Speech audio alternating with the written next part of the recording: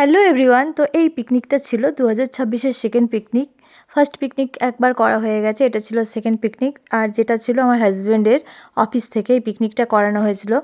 তো অফিসের সব স্টাফরা রয়েছে, দাদারা সবাই রান্না করছে, মানে দাদারা রান্না করতে ব্যস্ত, মেয়েদেরকে কিন্তু রান্নার কোনো চাপ দেওয়া হয়নি। তো যাই হোক, ভীষণ ভালো লাগছিলো, কারণ আমরা তো 12 মাসই সংসারে রান্না করে থাকি, একটা দিন ছুটি পেয়েছিলাম।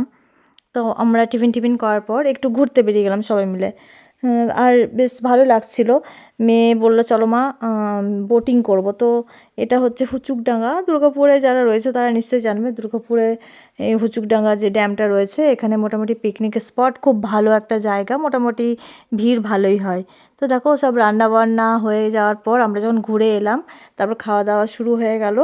তো খাওয়া দাওয়া আমি আগে খেয়ে নিয়েছিলাম, শেষে যারা বাকি ছিল সব আমরা নিজেরাই সবাইকে খাবার পরিবেশন করছিলাম। তো পিকনিকটা ভীষণ মজা হয়েছে, খুব ভালো লেগেছে সবাই একসাথে, ভীষণ ভালো লেগেছে। তো আমাদের ইচ্ছা আছে নেক্সট ইয়ার আবার হবে।